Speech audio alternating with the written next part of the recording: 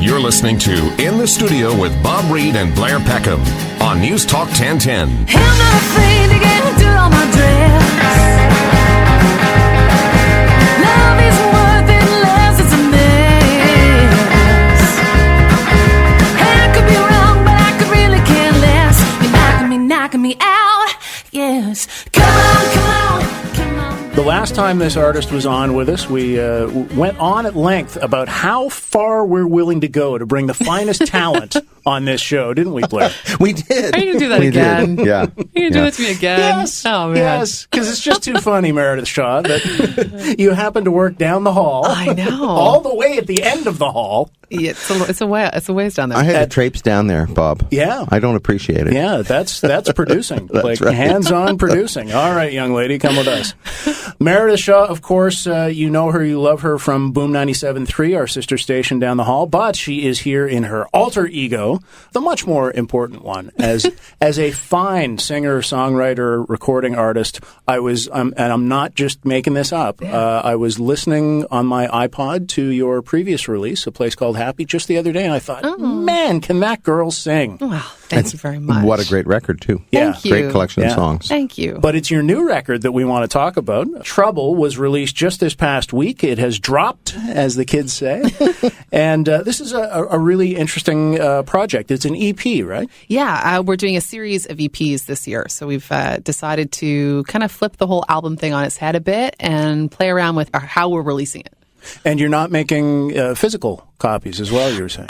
No, not yet. We're going to release all these EPs digitally and, like the kids, like you were saying. Oh, yeah, with the dropping. Yeah. We're going to go digital. The kids with the dropping and the digital. Yeah. Yeah, we're going to do that. And then when all the EPs get released, we're going to do some bonus tracks and then release it as a physical entity. Okay. Right. Sometime in 2014. But yeah, we're going to do some EP releases this year. So then my question is, have you recorded everything and you're just releasing everything, piece by piece? Dribs and drabs. We're not that Dribs mean. and drabs, No, we're not tantalizing everyone with that. No, we've gotten some. The next EP we do have recorded, but three and EP number 3 and the bonus tracks are still yet to be recorded. So we do have the songs for them, but you're about 3 songs ahead. Yeah, we're about 3 songs ahead. That's the way of the world. It's funny. Some people I know now actually hate getting CDs. It's like, oh man, I'm only going to rip it anyway and whatnot. I'd rather just get the track. As someone who's grown up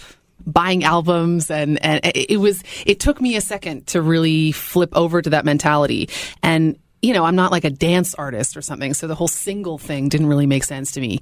But offering 3 songs, it got me. I was like, yeah, that offers a collection for people to dig into a little bit, and it allows me to group my songs together in a sort of curated way that makes sense. Yeah. So I'm not just offering people like a song and a song and a song, Yeah. like it's a disposable thing. I'm still giving people like an idea of something. But as a newer artist, still building my audience, I just didn't really want to release something in one fell swoop again. I wanted to see if I could keep the conversation going with new music with the audience for a longer period of time. It makes sense. I mean, from a promotion point of view, obviously, but also I think collections of, 12 or 14 songs, it's a lot for the audience to digest. And speaking personally, I often don't get past song 5 or 6 on a disc. So this is really good because it means that, people like me will be listening to every song, waiting for the next 3, listening to every song. By the time you are done, every song will have been heard. And I really do believe that lots of people get CDs and they never get to song 10 or 11 or 12. I sort of came to that conclusion when after I'd released a place called Happy and then went on the road with Big Sugar and was able to sort of get some more momentum out of that release and for that album to sort of last longer than perhaps it should have, quote unquote. Yeah. Then we were able to release a song called Girls Who Believe, which we did a music video for and much music picked up and got some really good momentum with that. We did a festival surrounding it, but people were still saying, oh, I love the new song. And I didn't know whether to be like incredibly offended or what, because, that song was on the record, but people aren't consuming music that way. And even if they have the record and they've heard it, maybe they didn't hear it in a special enough way or something like that. So I feel like releasing these songs 3 at a time, it will give people a chance to hear every one of them and be able to just get more involved in it, I guess. MeredithShaw.com. Meredith Shaw in the studio with us. Trouble, her new release. We're going to take a quick break and talk more about this. You're listening to In the Studio on In-Depth Radio, News Talk 1010. This is In the Studio with Bob Reid and Blair Packham. You know my fingers, you know them well. You know the secrets and the stories that they tell. You know my rhythm, you know my wounds, you know the echo of my voice, you know the tune.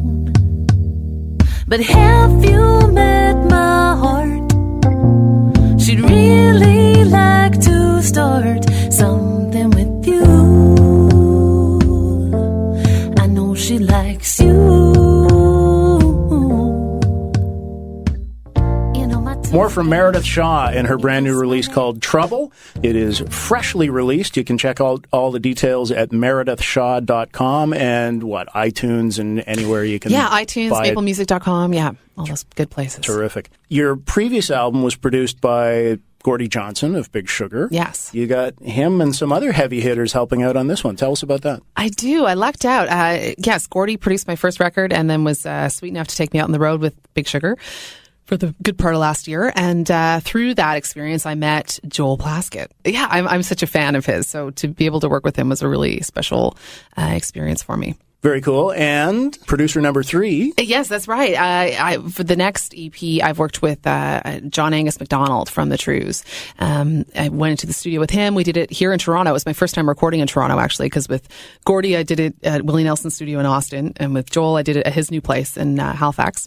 Or Dartmouth, I should say. You better get that right. I know. Yeah. Wrong side of the bridge. Wrong People side. be upset. Yes, I know. I love Dartmouth. This next one with John Angus, we did it here in Toronto at Noble Street. So, How was that? Noble Street's a fantastic place. oh my gosh. Yeah. Loved it. Loved everyone I met there. It's such a beautiful It really building, is, first yeah. of all. Yeah. I mean, there was like a rooftop thing. I mean, it's just, I felt They have a such green a roof, rock star. don't they? Yeah, they have a green Yeah. roof. Yeah. You can hang out up there. You can barbecue. I mean, it was a really cool experience. No recording gets done at all. No. People just hang out. No, and plus when we were doing it, it was the Leafs. Should we even talk about that? The Leafs. Oh, really? Oh, so yeah. Nothing got done. No. Yeah. So the song is just blank. That's right. Yeah. Yeah, it's going to be a really great EP. So the John Angus MacDonald stuff will be the next set of songs. That's right. that They'll we'll be hear. coming out in the Okay. fall. Yeah, and we've got some really cool guest artists as well popping up on that. Tim Jason, the Walkervilles. So I'm really interested. I came from that Big Sugar school of collaboration. You know, you find as many talented people as you can and you just put them all together and see what happens. And that's really what we're doing on these EPs. And because of that, I think the vibe of them is really cool. And I'm just excited for everyone to hear all of it. That's also true in the writing too, though. And it's not just in the production. You've written with Simon Wilcox, I did, daughter yeah. of David Wilcox, of course, but also Andy Stachansky, my old friend Andy. I know. Yeah, Yeah. and what is it about co-writing that works for you? It's funny. I never co-wrote before, and then I met Gordie, and he does a lot of co-writing. And he introduced me to his main co-writing partner, a guy named Patrick Ballantyne, who's become now a very dear friend and main co-writing partner of mine. And that experience was just really cool. I loved that I could come up with all these different bits, melody, hooks, lyrics, and then not get stuck with them. But I could get someone else in the room. I agree. And they could, move it on a little bit. And then I could move it on a little bit. And it just, it relieved me of my stuckness, Yeah, I guess. Yeah, I have a problem with stuckness as a songwriter for sure. But what about the feeling? The reason I don't co-write, one of the reasons I don't co-write more is because the feeling that it takes it out of my hands as sort of an auteur. Right. It's no longer this deeply personal statement, even if it sounds like it is.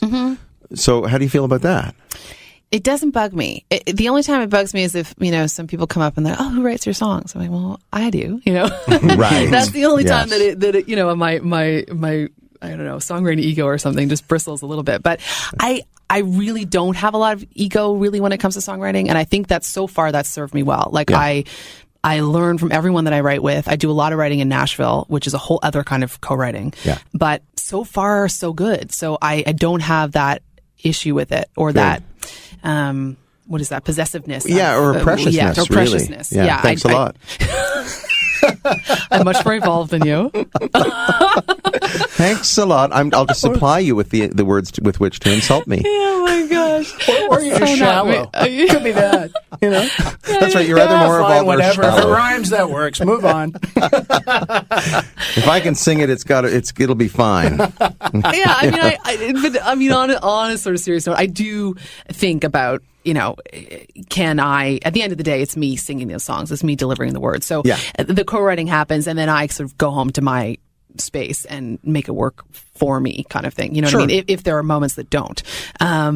But yeah, I really like coming up with these bits that happens all the time now. I mean, I walk through the world as a writer. You're constantly like, thank goodness for my iPhone, and gosh, I hope it never goes away from my side, because there's a lot of embarrassing things and there are a lot of bad ideas, hear you, sister. But a lot of good little things too. Yeah. And I really like, I can come up with something and be like, you know what, Tim Chasen would really finish this well, or this would be a great Gordie thing. So just in the same way I like to co-write that way, I also like to find producers that way. Like these 3 songs, Plaskett would really get these, and John Angus would really get these. And that's kind of how all of this is happening, and why the songs that we've chosen for Trouble are the ones for Trouble, and the ones for the John Angus one are the ones for John Angus, because I think songs are meant for certain producers and certain co-writers. That's sort of how I feel about them. Totally makes sense. Meredith Shaw, you got it all covered. I don't know about that. You've got an answer for everything. I'm trying. Nah, hey, listen, it all works because you make terrific records. Thank you. Trouble is Meredith Shaw's newest. It is available now. Check out her website, meredithshaw.com. And, of course, tune her in on our sister station, Boom 97.3, where you can catch her weekends mainly. That's right. Yeah, 12 to 6, Saturday, Sunday. Yeah. Awesome. Thanks. Great to see you. Thank you, too. Back down the hall with you now. That's right. Okay, off I go. On In-Depth Radio, News Talk 1010.